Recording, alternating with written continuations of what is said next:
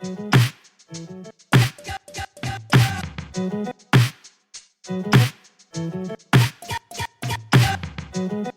everyone, to Dolls of Our Lives. This is the podcast where we're reliving the American Girl series book by book.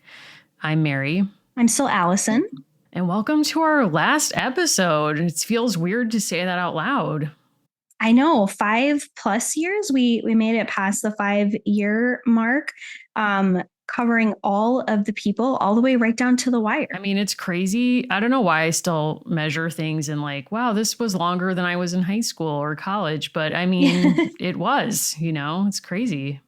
I happened to wear a sweatshirt from one of our alma maters today, and my boss, who attended our other alma mater, where apparently there was a big basketball game, said, Why would you wear the one of the school where they didn't just win the NCAA championship? Rough. And I said, this is the first I'm hearing of this. This was the first. Yes. That's funny. Yeah, well, you've always been kind of an iconoclast. You do your own thing. So that feels like on brand for you, I guess. Yeah, congratulations to the Huskies, including the women's team. What a year for women's basketball. Better luck next year. But yeah, congrats to everyone who cares about that. Congrats to us for making it through 5 years to the last episode. We're going to be talking about Isabel and Nicki today, and we're going to spend the first half of the episode talking about this book, which weirdly is set during most of the years when I was coming of age. This is the book I related to the most that we've ever read in terms of pop culture, language, sayings, music, everything. And we'll get into that. But we're going to spend the last half of the episode answering your questions and sharing some messages we've received and just kind of, looking back. Yeah, Isabel and Nicki got in some ways like a 2-book treatment in that they got one book that came out later in the year that they were released, and they each got a diary, which people are calling like half books. But we are going to give them one full episode. So I think that's fair. Yes. And in a way, it's like, my brother and I were raised as Irish twins. We're 11 months apart. And people would always be like, I'm going to give you the exact same thing. Like we shared birthday parties, et cetera, et cetera. So in a sense, it's like we're treating them like twins, for better or worse. Like maybe we should have given them each their own app, seen them as their own person, which is perhaps one of the messages from this book.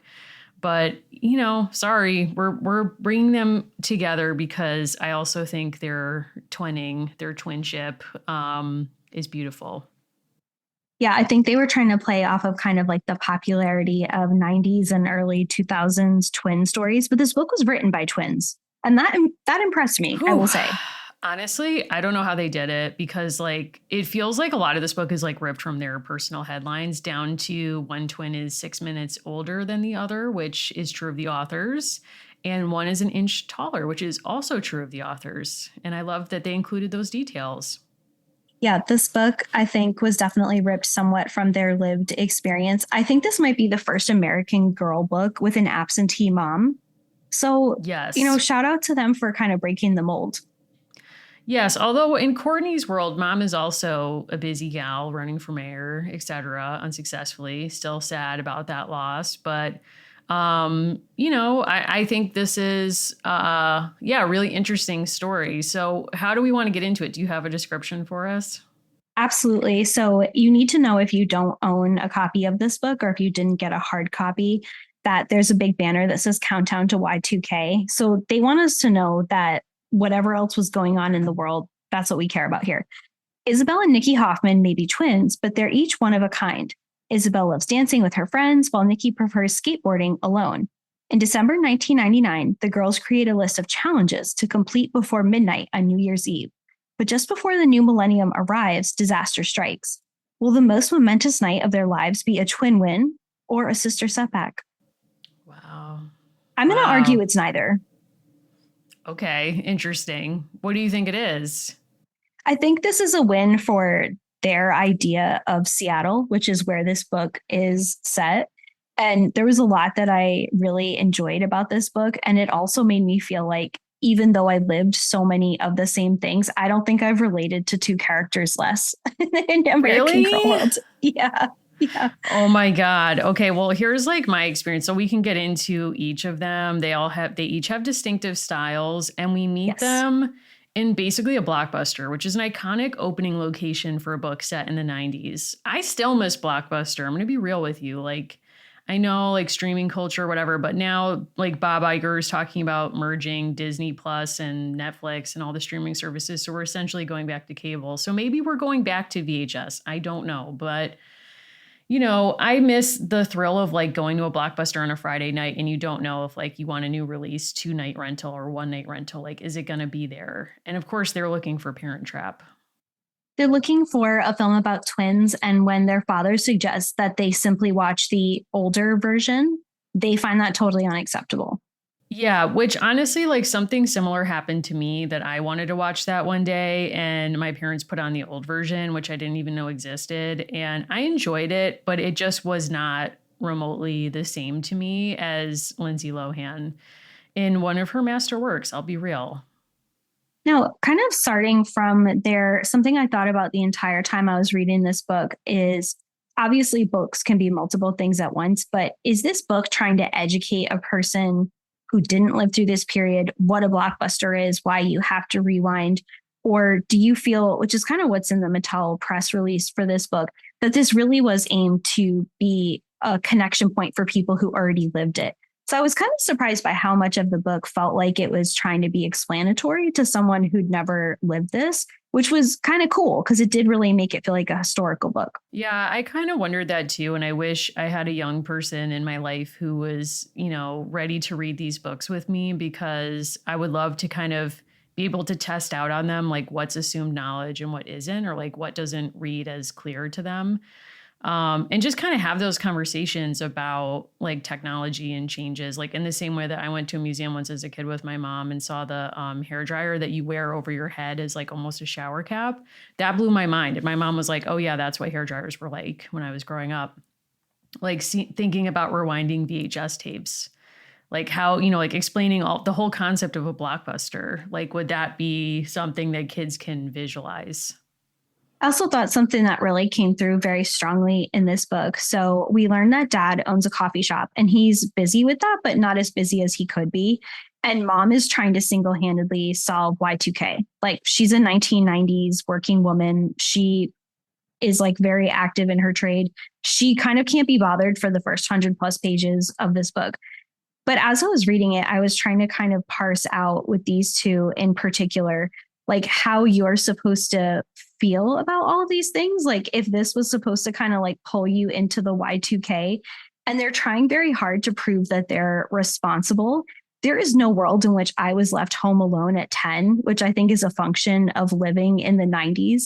But I think these are the first kids who really like desperately want more independence, which I think was kind of a notable aspect of this being accurate, right? Of like a very much changed world from Julie, who's like hanging out with Vietnam vets, etc., saving eagles. Yeah, I mean, Julie has a lot more like latchkey experience and like way more independence than these girls clearly are experiencing. And it's an interesting history to track across these decades. Like even thinking about our own times in the past 2 weeks, there's been an article about like the teenage babysitter being something that's like no longer existing in our world, which is interesting. But, I was babysitting other people when I was 11 and not well, and they were my cousins. So it wasn't like a real job, but I was doing that at 11. I was staying home with my brothers when I was like 10, 11. But, they do seem a very young 10 or 11 to leave home because they kind of went from 0 to 10. Like, I'm not hearing that they have chores that they do. Like, there's no description of like, well, we have these responsibilities, so we're going to try to prove that we're responsible enough to be at home. And they obviously have the same birthday. Their date of birth is May 22nd, 1990. So I don't know if they situated them as like before the actual 10th birthday so that if they wanted to come out with more content, they could. I wondered how differently this book would be. Like there's a scene where a kind of fight between the two of them results in them dividing the room with tape, which I love and was such a great sitcom trope when we were growing up. Like how different it would be if the Meat book was actually two separate stories, or sorry, two separate perspectives about the same story. Like I think people, American Girl fans, would have bought two books on top of two diary books. I would have been game. Yeah, or even if they had alternated the chapters to be in each twin's voice, and maybe each author writes a different chapter or something like that in their voices. And again, they're kind of like moving through the same timeline. But I thought that would have been really interesting because you do spend a lot of time with them alone in the books, like in their heads. And just to kind of like set up the exposition or like the main conflict, if you will, of this book, like we meet them in a blockbuster, they go home to celebrate Hanukkah and mom is late. They've delayed the celebration because mom is once again working around the clock at an organization that is never named, No. seemingly the only human being on earth working to prevent Y2K. Kind of unclear what's happening with her, but she's a coder. Dad not only owns a coffee shop, but he was in a grunge band, which is like very important to his personal identity of like man who retired from band life to be a dad and like own a coffee shop. And these girls, again, I need to know this is a very chaotic Hanukkah gift. They got a dog and a cat. So there's a new kitten, not just an adult cat, a kitten and a dog that they've adopted just days previous to us meeting them. They are so confident in mom's work and overtime that Y2K, the meltdown will not occur, that they're getting pets. Other people are stocking up their pantries. They're eating candy, renting videos, preparing for the millennium celebration. They're not worried. Like they feel really good about mom. And I think that's a good point because there's times in the story where Nicki will be like, I'm so nervous, or Isabel like, oh my God, I'm so worried about Y2K. And it's like, okay, you're saying that, but I'm seeing you like buy 3D Doritos. You're like writing with your gel pens in your journal, which they get as a Hanukkah gift that night, which is a great gift. And, you know, like they're just like vibing out. They're having the concerns you would have if you're a 10-year-old girl in like a sort of privileged situation. They're not like, I remember Y2K and the panic of it. There was a woman in my town who was admittedly kind of nuts, but she was literally coming to my brother's soccer games, telling all the parents and kids, including me, I'm burying my gold in the backyard. Like I am burying my valuables. I'm stocking up on gold because that's going to be the only currency exchange. We're going to go back to like literal gold. And, you know, when it was almost like she was disappointed when Y2K didn't happen because she was like so preparing for it. So for them to be like, oh my God, we're so stressed out. And then not like, I need to see you burying a necklace in the backyard or I'm not taking you seriously. Sorry. I did like that Seattle did kind of eventually pick a lane because there seems to be like some fear mongering and some legitimate things to be anxious about and that need preparing, right? Like there were extremely valid concerns, right? About software malfunctioning, people losing data, breaches, you know, all those kinds of things. But Seattle had been preparing a millennium celebration. And this is important because Isabel has been preparing a dance number, I'll say with her friends, but really on behalf of her friends. And she wants to do a girl power demo a la Spice Girls for the community. But we learned that that's not going to happen. Like there's a lot that's fraught about the Spice Girls. Here's where I didn't relate to them. To me, Spice Girls was like what I sang with my hairbrush alone. There was no world in which at 9.5, I thought everybody should see this. Yeah, I mean, I think that's a personality difference between us and Isabel is that like I would never feel like it's my job to take this performance to the stage, you know? Like I had friends who were putting on performances for like my neighbors, like they would call us all over and they'd be like, the girls are going to be putting on a play in the backyard, like buckle up. And we would all go and like enter and be entertained by it. I felt never called to do that myself, but I feel like that is a type of kid, like a future theater kid. So I was happy for her, but you know, and I feel like at slumber parties and stuff, like the friends want to do NSYNC, she wants to do Spice Girls, like those kinds of battles were breaking out.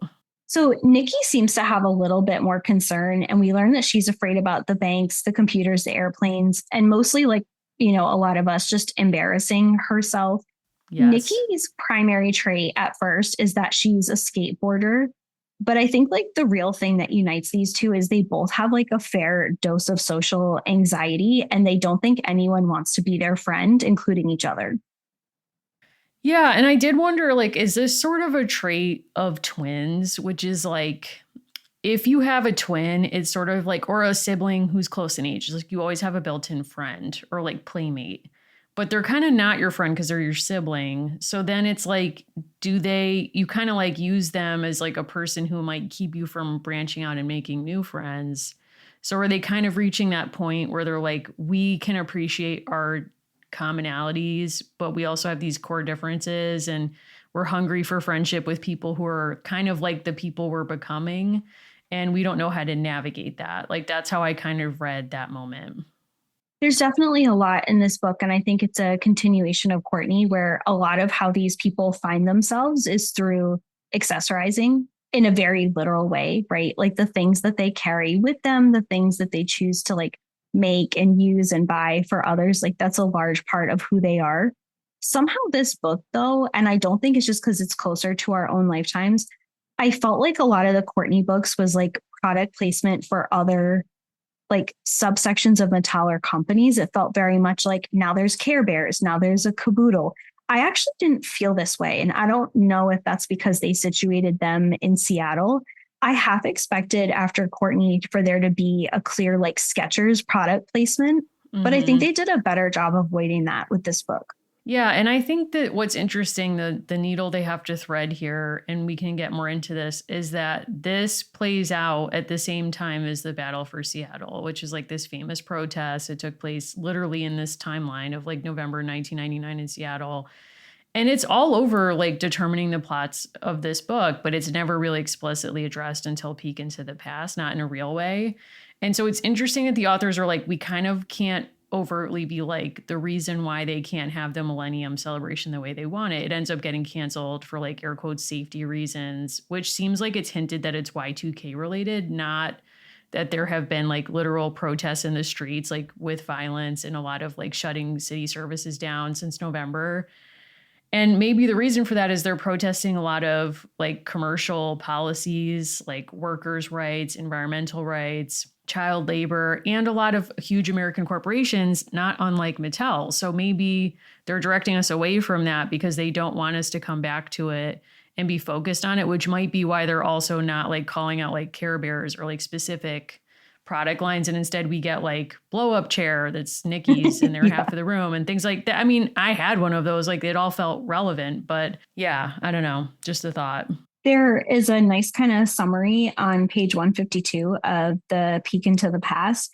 And they talk about how like mom is coding and like there were no disasters. And it says few, right? Like in case you were somehow still wondering like how Right. this book Like, did got to this, you. yeah. It's like, don't worry, Jeff Bezos, like we all made it out of 1999 okay. And this is a nice little snapshot. Seattle made global news in 1999 as tens of thousands of people protested during the World Trade Organization conference. Government representatives from all over the world were meeting to discuss how trade happens and what rules should be. The protesters were demanding better conditions for farmers and workers everywhere and more protections for the environment. And then in real life, the mayor, Paul Schell, canceled the New Year's celebrations that this is based off of. And then kind of seamlessly, we learn Washington is known today as the home of Starbucks, Microsoft, and Amazon, all of which rapidly developed in the 1990s. And it's kind of interesting that they situate dad as kind of like being a person who would like serve that rising class of professionals. And I really just couldn't get over how much mom was not in this book. Like thinking all the way back to Felicity, which is a person growing up, like learning how to run a household, how to be a future wife and mother and caretaker. Mom is Mm. not here. Like, I think that was very intentional on the author's part. Yeah, and I kind of wondered, like, is part of that because computers came into the Courtney books, like the last series, so they kind of were like, well, we have to tell the Y2K story. I don't know why, but they've decided to tell Y2K. And it's interesting that, like, dad was the computer programmer in the Courtney books, so now it's mom in these books.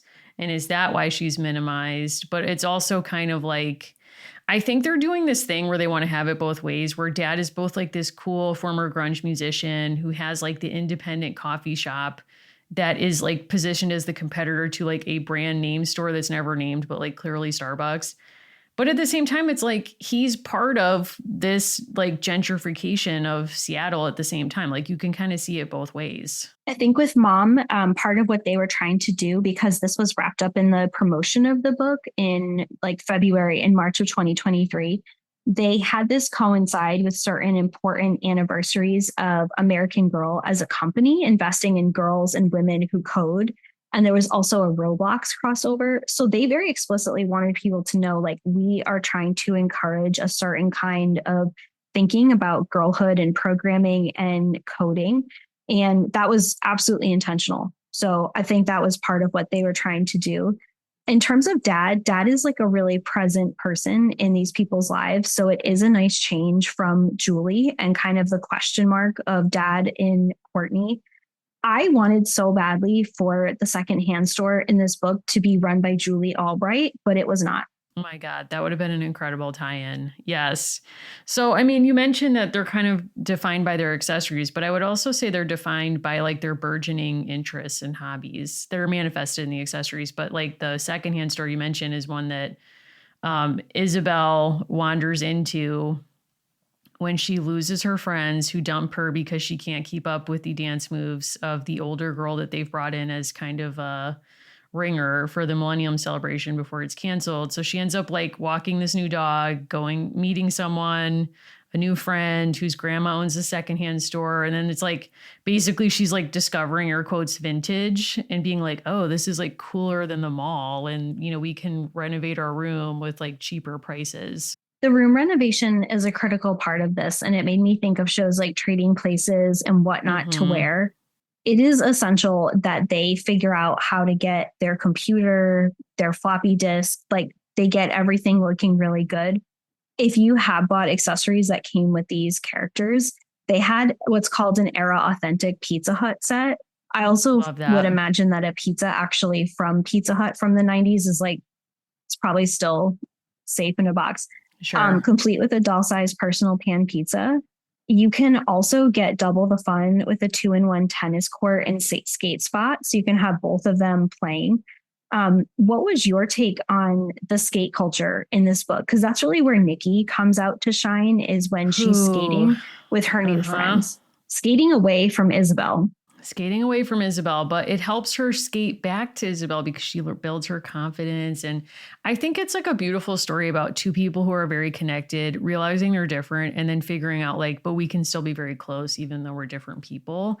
And I loved Nikki's story. I just need to say, like, I related to her hardcore. Like, I didn't wear a lot of flannel at that age, but I was skateboarding, I was buying clothes at PacSun. I was wearing a backward baseball cap as she is on the cover of my book. And, you know, like when you have hobbies that are very like boy dominated, it is really meaningful when you meet another girl in this space. And when she meets that girl who like wants to encourage her as a skater, like that was really, I thought that was a really sweet moment. And she gets into making zines. Like she learns what zines are and she makes a zine. I also love making zines and did that growing up. And I don't know, it was just like a really beautiful way for her to find her voice. And it was a little bit like, I mean, obviously, I was this age in the 90s and I was making zines, but I think zines are more typically associated with like Riot Girl, which was Yeah. interesting that they're like, oh, yeah, like my aunt in Olympia, which is where a lot of like Riot Girl bands started, like taught me about zines. And like that's how I got into it. And it's like, wow, interesting, like Easter egg there to be like, this is the how she found out about it. Like it makes sense. Don't question it. I think both Ari and Dad, so Ari is the friend who has all this great knowledge, are sort of supposed to be like they're close to like even like ska or grunge culture, but they are apart from it, right? Like Dad Yeah. clearly had to quit the band because Mom was not going to be the only one bringing in an income with twins. Yes, like dad was probably hanging around in like the outer circle of grunge. Like maybe he knew someone who knew someone who knew Kurt Cobain, but I'm guessing he was branded like too normie, like too early in the process where they're like, he's not for real. You know what I mean? Like, and then he realized he had a, you know, he was like, hey, look, like I know marriage is just an institution, but like I do want to marry her. And they were like, but she's a coder. And he like, I don't know. I'm playing out like fan fiction in my head, but I think he was like, yeah, I want to be a dad. And they were like, that's stupid. I think that someday when Mom makes it big, which is like just before the 2008 crash, like they've already weathered a .com bubble and they've done fine. Like I suspect that these people are doing fine. I'm not sure why these gals are sharing a bedroom other than the fact that they do seem to kind of like it. And I think a bigger house is coming. Like I think all of this is going to be fine. I think part of what you're supposed to project onto these two is that like they're both people with careers, but dad has kind of like chosen to be more active in their lives and to try to kind of understand them. When he gave a little bit of insight into their band too, I was like, I kind of get why it didn't work out, Dad. I'm sorry. Yeah. And I thought it was like really sweet, if not unbelievable, that he ends up like putting music to Nicki's song lyrics and performing in it at the Millennial Celebration. that they hosted Dad's Coffee Shop. Yeah, we haven't talked as much. In a lot of ways, this book is 150 pages. It could have been 10, which is not me dissing the book. There are American Girl books that are extremely plot and exposition heavy, right? Where you need to pay attention to every page. This book is very much about the interior lives of Isabel and Nicki, and clearly trying to speak to a certain audience. There are entire pages dedicated to Isabel, incidentally, air quotes, coming across an American Girl magazine and taking a quiz. Yep. Yep. And I don't know, to the larger point, is that supposed to be a she's just like us moment, or to teach young people who maybe don't have an experience with magazines coming to the house to try to kind of learn something about themselves? Because I think even the age of like the golden era of the listicle is probably over. I think that was really more of a nostalgia moment than an explaining moment. Yeah. And I think, again, it kind of serves the larger purpose of like, you can be different and it's okay. Like, I think the personality quiz being the thing that they pull from the magazine is really interesting, of like all the things you would pull from that magazine, which I obviously love a lot. I don't know if that's what it would have been. I kind of wish like Nicki had written into the help section and was like, my sister won't talk to me or like whatever. But I thought that was an interesting choice, basically to say like, in kind of girl culture, there's this precarious like print media culture, of which like American Girl is like the purest, as opposed to them writing into like 17 or something, and using those quizzes to kind of be like, okay, this is kind of helping us articulate like how we feel inside, or how we might, our interests, our personalities, whatever.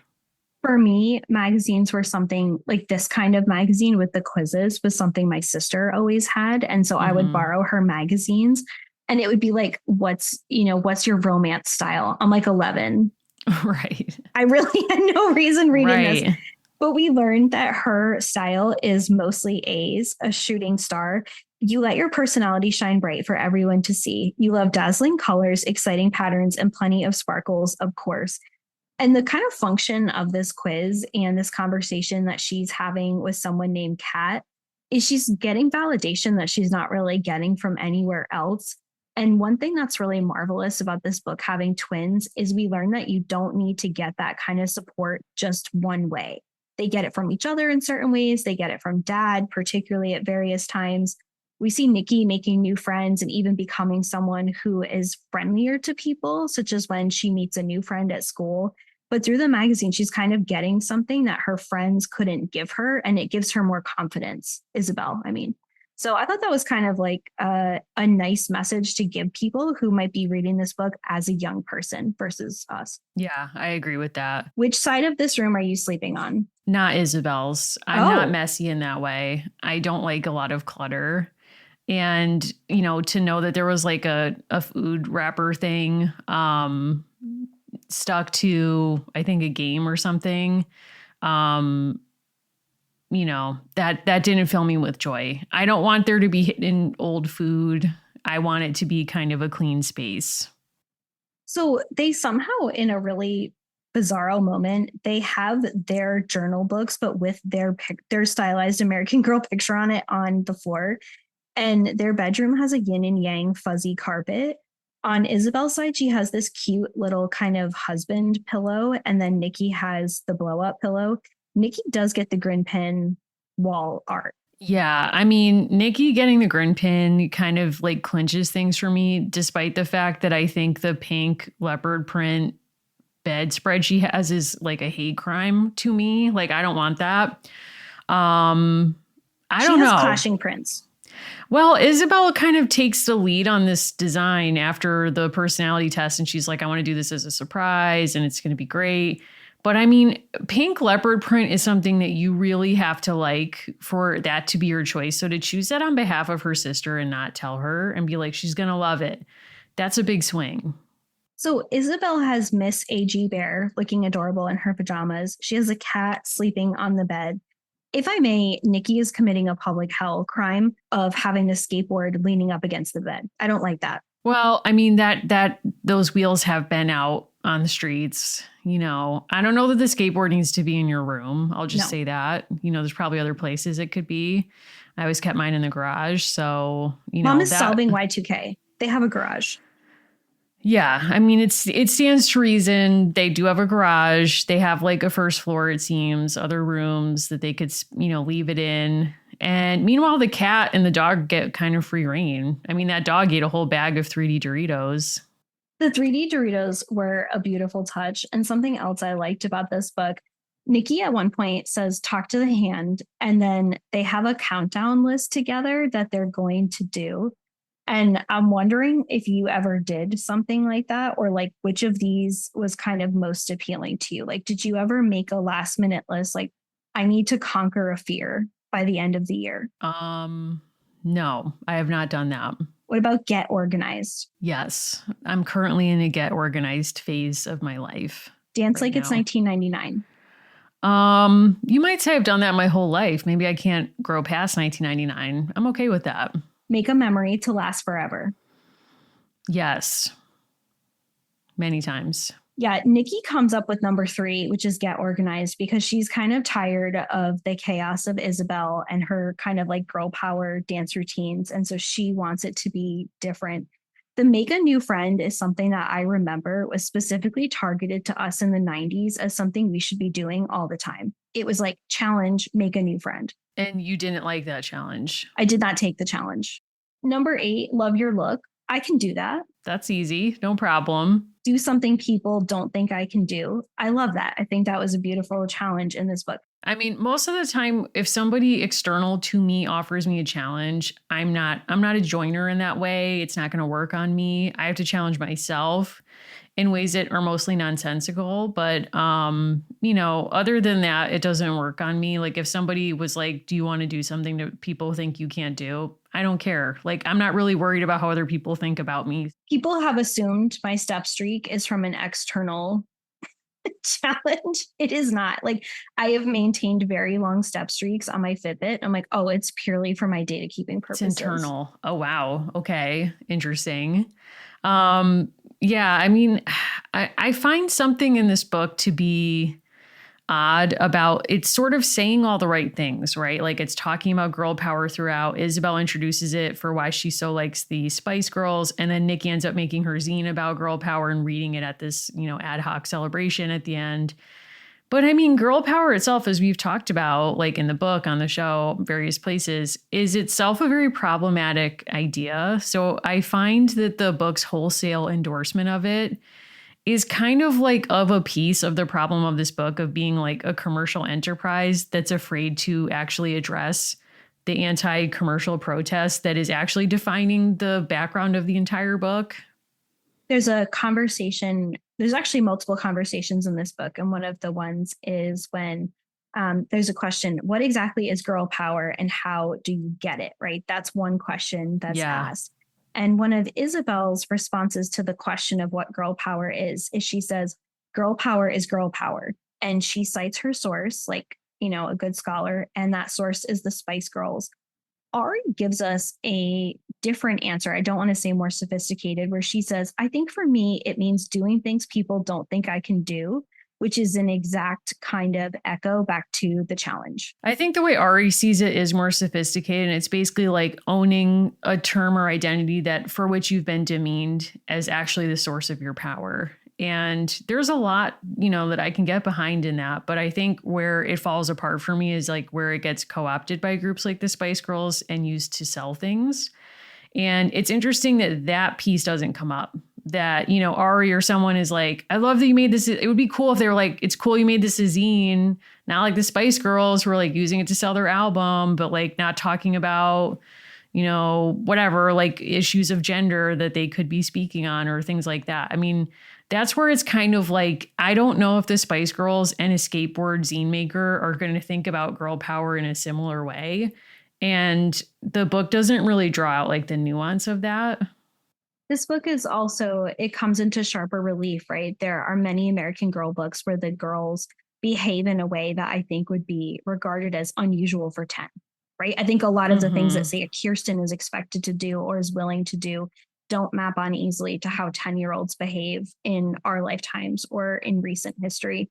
What really sticks out in this book is if we had put a different character in here, they might be protesting the World Trade Organization. I was going to say W2. They might be protesting the crisis, right? Or the disaster that happens in this book is that their town's party or city's party is canceled. And to your point, like, right, they don't really get into until the very end, like why exactly that's happening.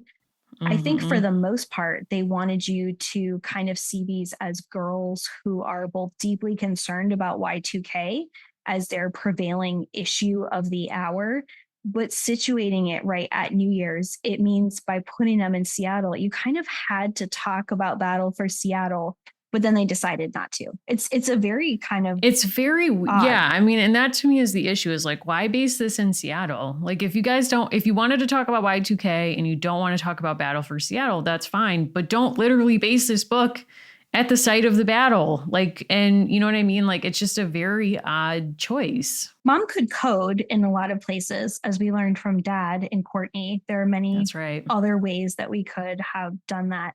The list of to-dos is just not for me. I don't think that it's fundamentally problematic or anything like that. But this book, more so than Courtney, and after the success of the 35th launch, this is an explicitly like nostalgia driven project. Like American Girl was very clear that that was part of the purpose for that.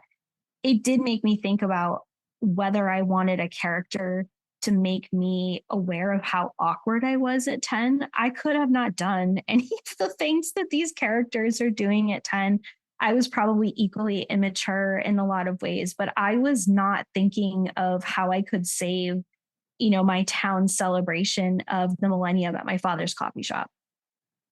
Yeah, I mean, I don't know that I was that civic minded or community focused at that age, candidly. I was probably more focused on, I did think the part about music and how, like, that plays such a big part of your imagination if you care about music. Like, Nicki, like, blasting No Doubt in her Walkman headphones and Isabel listening to all kinds of pop music.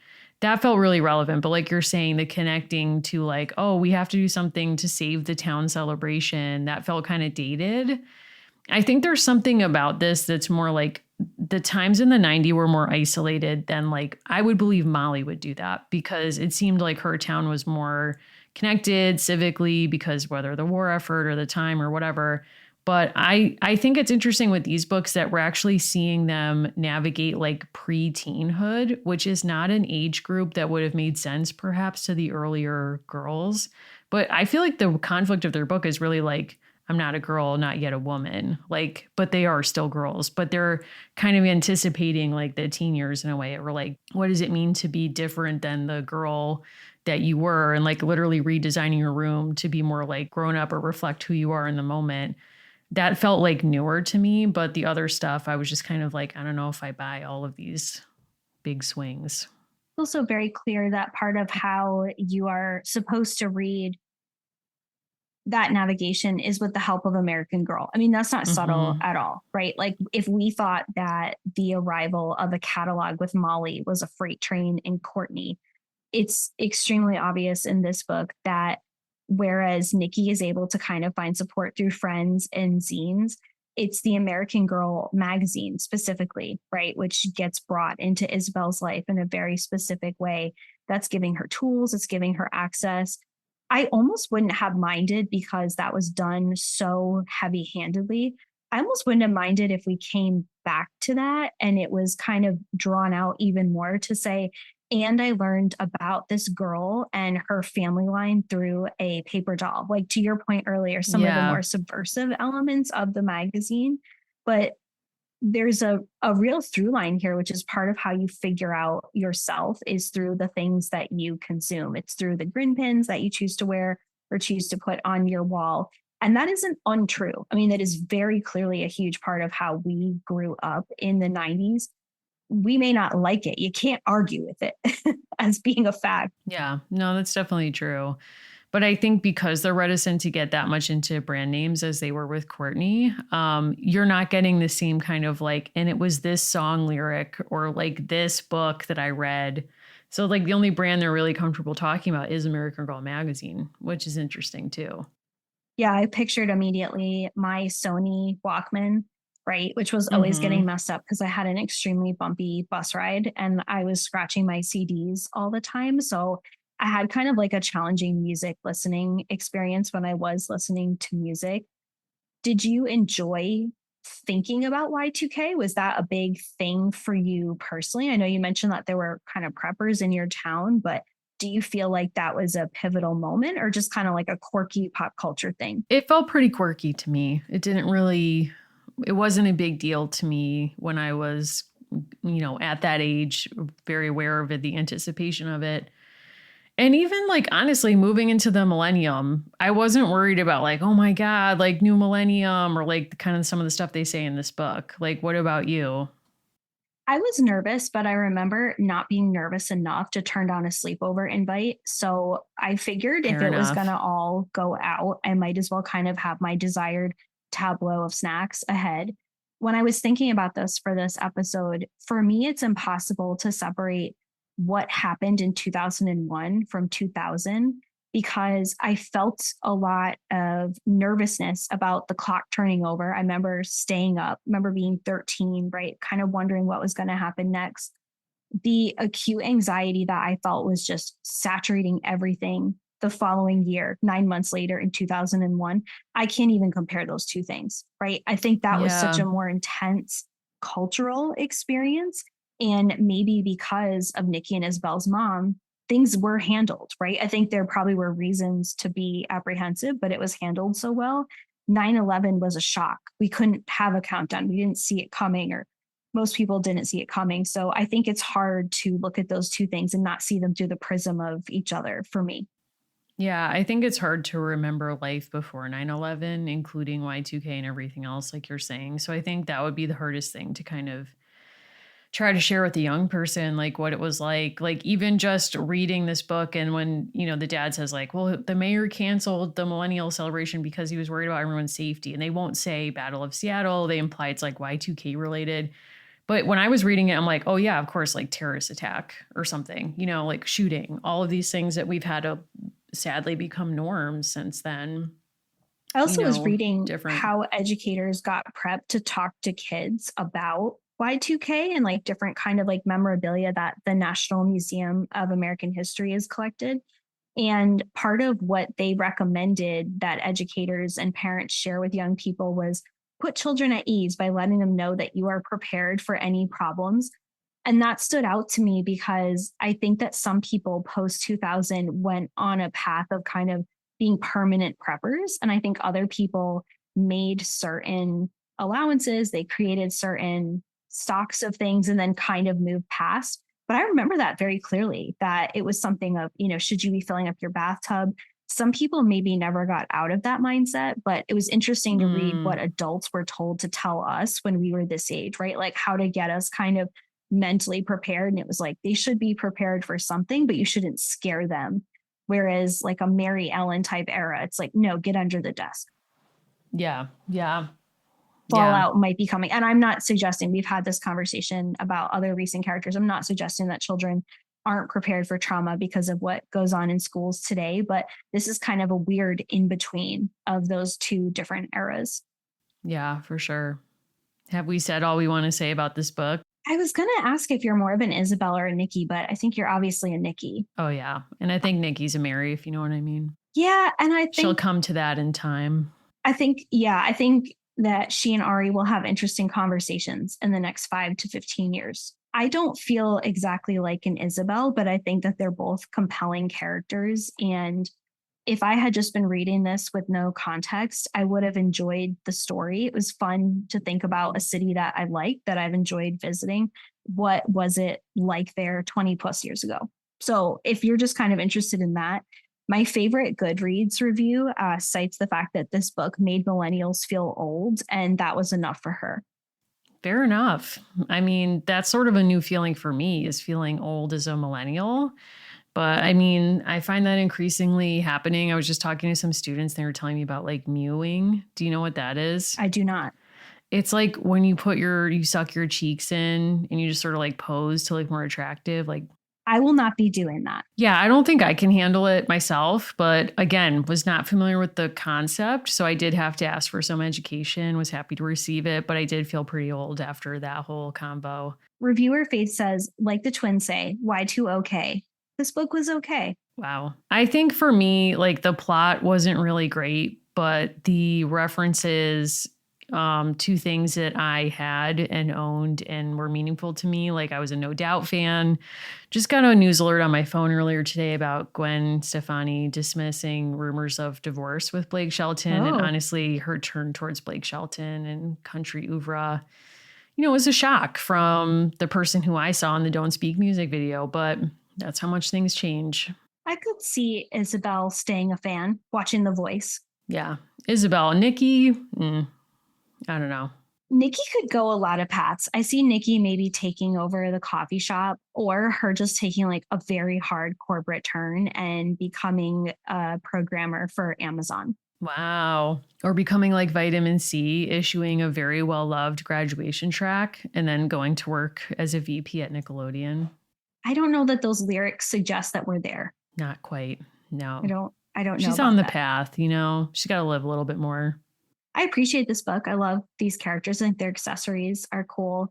And I think the fact that this is one of only a few interfaith characters that American Yeah. Girl has made, I know that that was something a lot of people appreciated and maybe wanted more or differently. But I think that's also just a notable aspect of these characters. Yeah. I thought that was really cool. Well, I feel like we've said what we want to say about these two twins. Beautiful flowers, forever may you wave. Now we'd like to kind of turn, I guess, and just talk about the show, like some kind of like wrapping up. We're going to answer some questions, maybe share some messages, some final thoughts, Jerry Springer style, whatever we feel like. So, where are you at, Allison? So I like this question that Kayla asked. And she said that in a Meet Josefina episode, 5 years from now, so or 5 years from then, so now, you would still miss Nan. Do you still miss Nan? Wow, great question. Yes, I will always miss Nan. Always. Nan lives right here, right in my heart, forever. I actually just thought about Nan and Felicity and the whole family because I was at Munson's Chocolate and they have chocolate covered animal crackers, which I did not buy but regret not buying. And I was like, wow, I wish I could buy these for Nan. Like I had that thought. I don't think I've given Nan a thought in at least 4 years, but I appreciate that Wow, she's there. she's there. She was never appreciated the way she should have been. And I'm holding out hope. Maybe she gets her own book someday. Maybe she gets her moment in the sun. Who can say? Sarah wrote in and asked if someone was to self-finance a JLo opus about their lives, would it be Molly or someone else? And that someone else can be Nan. You can make that happen. See, Nan's too pure. I don't think she would do it. Here's how That's I fair. feel about that. Somebody sent me a TikTok. This is actually someone I love sent me this TikTok. We're still friends after this, and it was basically like, I think that the person said being a Leo should be in the DSM because if you're a Leo and you watch JLo's movie and her opus, like if we had JLo's money, every Leo would do that. Like make some weird twisted like project based on your own life. And here's what I've been sitting with that, and I think that's true. So that's been a hard truth for me. I'm sitting with that. But with that being said, I do think Molly is not a Leo, but she's a spiritual Leo and she would do the same. So I do think that ultimately that's the choice. But maybe, I don't know. What do you think? Don't know if it's Molly. I think Molly would dreamcast a very thinly veiled hometown production of something that's supposed to be her life, but it would be kind of not well executed. I Mm-hmm. think someone who, if she had all the resources in the world, I think Felicity might seriously consider doing that. The truth is, Mm-hmm. it kind of has to be Samantha or Rebecca because I think they have the most access to modern capital and they can make it happen. I think that Rebecca's would end up being endearing and Samantha's could easily veer toward the insufferable. And that's not because I don't love Samantha. I just think the wrong people might get in her corner. I agree with that. I also think Felicity, like in her times, I think it's more realistic that she would be like Mercy Otis Warren and just like write her own incendiary history of the revolution that's mostly about like calling out her enemies, where she'd be like, by the way, John Adams, I hate you. Moving And Ben on. destroys it. Ben does not let it see the light of day. Ben like not only destroys the press, like the printed paper, he destroys the press, the plates. He's like, we'll never see this again. It's dead. Not good. No. So we got 6 books with Felicity. We did not Mm-hmm. with many of the characters that we've covered, especially in the past 2 years. And Anna Louise wants to know, which of the newer characters do you wish had a 6-book format? I think Cloudy would be my first choice. Those have been some of my all-time favorite American Girl books. It was such a gift to get those books towards the end of the show and just like they were such a treat to read, so well written. Loved the world that Britt Bennett presents there, so I would have loved to just spend more time in it. I would love 6 books with her. Who else do you think, Allison? I think both Melody and to some degree Nanea. I think Nanea, in terms of just the creation of that character, was so confusing to me. I think there was just so Mm, many things about it that I just had a hard time kind of wrapping my head around. I think there was such a richness and a depth of perspective with Melody. I would love to read 20 books about that character. And it really evoked for me books that I loved when I was younger, like Roll of Thunder, Hear My Cry, that dealt with civil rights and dealt with kind of modern struggles in a really beautiful but moving and impactful way. So I think I would have liked those. Also think a lot of the Friends, like if we had 6 Nelly books, I think people would have bought them. mm. Yeah, I agree So with that. Wow. Great question. Do you want me to ask one? yeah, sure. Okay, so Kendall wrote the funniest beginning to a question. As a younger listener, parentheses, no offense. Wow. And a Kit, which of the most recently released dolls pleasantly surprised you the most, whether it's in terms of their books, collections, historical time period, or otherwise? For me, I think that's Rebecca. I think Rebecca will probably always Mm, be among, if not one of my favorite characters. And for me, Caroline is a more recent release, right? If I didn't read it when it first came out or in the 90s, it's a more recent. I love the way Kathleen Ernst writes, and I love the way that she imagines Caroline. I was really nervous about reading that series because I have a lot of firsthand experience with people just not caring about the War of 1812, the way War of 1812, like girlies and guys wish that they would. And she just did a marvelous job. And I know she's written mysteries. If she had been asked to do other 19th or 18th or 17th century characters, I think she'd be phenomenal. So those are a few of my answers. hmm. Yeah, I also liked Rebecca a lot. Keeping in mind, I only read through, I think, I didn't read Josefina. So everything after that with Josefina was new to me. So with that being said, I'm gonna say Kit. Like I Mm. loved Kit. I was obsessed with those books. I love her world. I love her character. I would say Julie also really fun, impressed me. I love that time period, and just a lot of fun stuff in those books. I think Kit felt like a really fun, not quite full circle, but it felt like a really fun return to some of like the best campy moments of early American Girl because it's a Yes. Valerie Tripp production. And I think it has all the wonderful earmarks of being that. So I definitely liked that. I think one of the more challenging series that we did, but I got a lot out of it, was covering Kaya. I listened to that Hmm. as an audiobook and found that I was reading the books a lot over and over, but there are things about it that have stuck with me. And she was new to me. I didn't read her as a younger person. Yeah, So and I think that that was an interesting series too because it's taking place outside the United States. And so thinking about like how can we tell the history of girls outside of the project of American nationalism, I thought was a really interesting challenge and the books really met that in an interesting way, but it kind of calls for more of that, I would say. Like I think I would like to see more of that. Jessica has a similar question, which is, now that we've gone through all the historical girls, would you Mhm. say you're both Molly's, or would you choose a different affinity, such as Rising and Moon AG affinities, also acceptable? Wow. Wow. Do you have strong feelings about this, Allison? Yeah, my answer has not changed.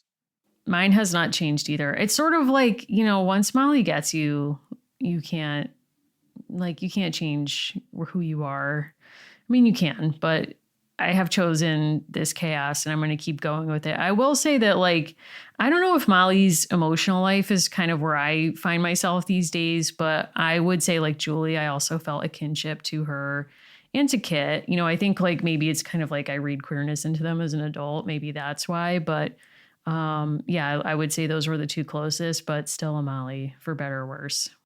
I don't think at this point either I can take on, like, I don't think I can take on a super more recent character. That would just not feel kind of sincere to the Right. experience. So of the originals, it's like I just know I'm not a Kirsten. I know I'm not a Felicity, right? I know I don't kind of align with any of those. There are characters that I admire far more than Molly, namely Addie and many of the other characters. But I'm definitely still Molly. I don't think that's changed. I think it's okay. It's We been can our be who Twitter we bio are. for like 6 years. So because we had a Can't Twitter change even it. before we had a show. So you can't, That's you right. have to go with Mm-hmm. that. Um, That's right. we also got a question. This is kind of fun. It's not super show related, but what are your top 5 house museums and tours? And this Oh, was a question I had to wow. prepare a written answer to because I wanted to get it correct. All right. Why don't you give us your answer and I'll think about it? That was one of them. I thought, okay, I better write down my exact answers. And I'm cheating because I'm not limiting myself to 5. So I Okay. gave myself 5.5 categories. My Great. first is Hampton Court Palace. My second is Florida museums I love for eccentric collections, which is Ringling Museum in Vizcaya. My Mm, next answer is Winchester Mystery House because she was my height. My next answer is the Martin great. Van Buren National Historic Site and Maggie Walker, which is down not anywhere near Mountain Van Buren, but I'm lumping them together. For authors I love, it's Orchard House and Emily Dickinson's house, and then the future Britney Spears House Museum. Yeah, that's a great one. Can't wait to visit that museum. I think for me, when I think about house museums, which is the thing I take really seriously, it's like, well, what kind of experience do you want to have? And that kind of helps shape your favorites. So if you want to learn about someone cool, I agree. Like Louisa May Alcott's house is a great tour. Emily Dickinson's house is a great tour. If you want to meet people who are eccentric or like have really strong takes about the family, go to Longfellow's house because I've been on a tour there where they were like really weird about not talking about him being gay.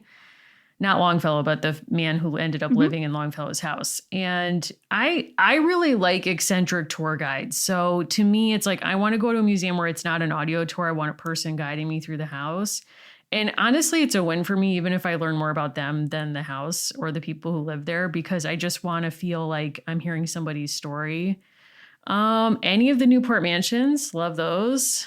I don't know. I mean, I guess maybe I'm like struggling to think of some right now, but there's so many good ones. Honestly, it's like, if you go in the right mindset, it's kind of like pizza. Like every pizza is a personal pizza. If you're believe in yourself and dream big enough, like every house museum can be a great house museum tour if you go in with the right attitude that you want to have a good time and learn something. I think for me, an audio tour does take away. And especially if I have to download an app, I'm less interested, but I know that I'm not the trend things are going toward. So I can live with Yeah. that. Okay. Yeah. I know it's increasingly audio tours, but I prefer it to be personal. And I love it when you go to someone's house and the person giving the tour is like just as defensive. I went to really defensive of the person whose house it was. Like I'm defending their legacy, even though they never knew them. Like we've been to some Shaker villages where that's the case. And I went to Mary Baker Eddy's house, founder of Christian Science. And the woman was like, there's literally morphine in her bathroom. And she believed that you wouldn't use medicine. And I'm like, oh, so like she did use medicine. The woman was like, no. And I'm like, ma'am, it's right there. Like, I don't know what to do. I'm just asking. I'm asking questions. And it was just like a really strange experience, but it made it like more exciting. I think that's fair. So Claire asked, what lessons about American Girls or yourselves did you learn and favorite part of doing the podcast? That's such a good question. Do you have an answer for this? I really, I mean, I've liked kind of going back through these books. I've liked kind of thinking about these characters differently. I think one of the more valuable lessons, right, has kind of been that you can take in everyone's different feedback about the characters, but you don't have to put it all on kind of like the same serving plate, right? I think what's been interesting about this is as we started talking to more people, I would read more reviews of the book, try to take in more data. And I think one of the valuable lessons about the books is like people are looking for your voice, they're looking for your perspective, not just kind of a kaleidoscope of what anybody has ever thought about this. And so I think that's been both like one of the coolest parts and like an interesting challenge, right? Which is how do you talk to people about these characters, take in their perspectives, their views, all the ways that they perceive it, but still have something different to say for yourself. So I think that's been kind of a big part of the journey as more people listen and more people were communicating. Definitely the favorite part is hearing where people listen, right? So like every scenario pretty much, from birth to, like people going on their way to a funeral, like everything you can imagine, people have listened to this show. And so like hearing about that, I think is definitely a favorite aspect of it. Just kind of like imagining people hearing us talk about, what is going on with, Mari Grace. Why did this character get created? Like while they're doing something important. I think that's really cool. Yeah, I think that that's really cool. I think for me, it all comes down to relationships and like learning about our listeners, learning from our listeners, and the people we've met through the show has been really cool. When we started, it was just you and I in a public library doing a test episode that we then threw out and redid. Um, and I really didn't think it was going to grow that much beyond our friends listening. And I'm kind of just like rambling here because I think I do want to like write something about this. Maybe I'll put it on my newsletter. I'm not sure, but like there's just so many like feelings I have at the end of this show. But one of the things that's been really moving for me is that, when we started the show, I was finishing grad school and I, had a hard time in grad school in the sense that I didn't really feel like I fit in with the mission of it. Like I didn't really want to be a professor, but I wanted to like talk about history and make it accessible. And this was such a beautiful like thing that we fell into where we got to do that. And I hope we can keep doing that.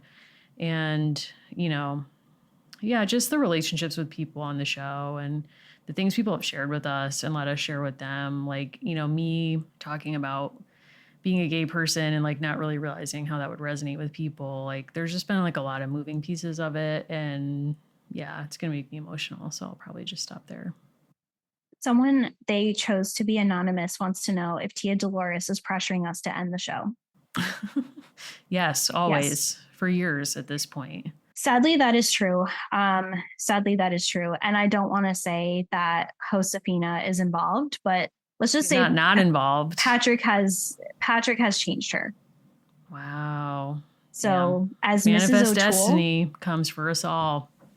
Yes. As Mrs. O'Toole. Oh wow. A lot has changed out on the rancho. Mm-hmm. Yeah. Sombrita would never, but I think that Tia Dolores is there. If you did not listen to the Josefina episodes, we kind of speculated that she may have been removing people who were barriers to the life that she wanted with Josefina's father. And I think time and history have proved us to be right. I don't think anyone's been able to disprove our theory. Nope. And, I don't think they ever will. No, that's a house tour I would go on if the rancho is opened up and we're able to see the O'Tooles and to see the piano. I would go on that tour. I'm scared. I don't want to do that. I want to live to the end of the tour. Yes. We also got a number of questions about kind of like streaming and like, will this podcast go away? Like, will it still be on the internet or is it going the way of Molly McIntyre's radio? Damn. No, I'm very happy to report it won't be going away. So we are going to make sure that these episodes are available to you for the foreseeable future. Like we want people to be able to enjoy them. And I'm also working at preserving the Patreon episodes. And it might be that we wait a couple of months for people on the Patreon to catch up. And then we'll make them available to everybody.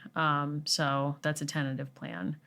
But we want to make sure that those are preserved as well. So, and the Discord community isn't going away. That's going to continue. So if you're part of that community, have no fear. It means a lot to us too. That's going to continue.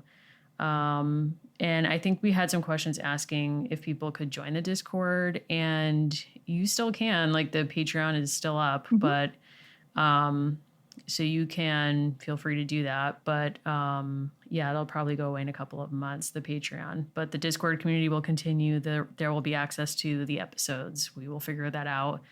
But you won't lose that. And we will make them publicly available in a couple of months. A lot of people have asked like why we're not covering the mysteries or like if we would ever do Dear America. And the truth is like we've done a good number of Dear America on our Patreon feed, and we've covered a lot of things. If you've wondered, I wish they would talk about, Birch Bark House or something like that. That's the kind of thing that we did. And if you look back and kind of like cross pollinate our archives, a lot of times what we do on Patreon lined up really neatly with what we were doing on the main feed. So it really is just kind of Mm. like an extra episode that's going to go deeper from a different angle. We also did, Jessica Simpson's memoir, all kinds of other books, Britney Spears' memoir. So it's kind of a hodgepodge, but it's more of the same, just on a different feed. Yes. So those will become available. They will stay available to patrons for the foreseeable future. And then at some point, we might make them just more widely available. So, regardless, you will get to have access to them. So have no fear. My cat just bit me. He Oh, wants the no. Patreon Raymond. lockdown. He's been He's like, purring very loud. no. He's like, when is my episode dropping? Sorry, Raymond, the It's third okay. co-host of Dolls of Our Lives. He never got his due. No, he did not. He's like, I'll take a final line credit. Thank you. Wow. We'll accept that. We just want to say, like, when we put out the call for this episode and questions and things, we got so many nice messages, and we can kind of talk about some of the messages, and we'll probably share the ones that we can share with permission. But I just want to say, for me, like, these have been so more moving to read. And, I just really so appreciate everyone so much. I don't know if we want to talk about, there's so many beautiful messages, but there's also one that I think kind of like takes the cake, if you will. Perhaps the wedding cake. Yes, perhaps the wedding cake. Well, we can just kind of gloss over, and I'll just say, like, of these other ones that we'll share out on our Instagram feed, like, people wrote in very sweetly saying, like, we helped them get through the pandemic, navigate moving to college or different like job transitions or being up feeding your baby, or all of these moments in life where we got to go with you. And, that's such an honor for us to read, and we're just so humbled by it. So just thank you for all of those beautiful messages. Again, we're going to share them out. We read all of them. They mean a lot to us, and I'll be reaching out to some folks to be in touch. But we do want to read one message in particular. So this is from Emily and Kelly. Hi, Mary. Hi, Allison. We're Emily and Kelly, and we met because of Dolls of Our Lives. And now we're getting married. We met in 2021 when you created the Discord community. Thank you to the Meetup DC channel, who organize regular meetups at local museums, historic homes, parks, and memorials.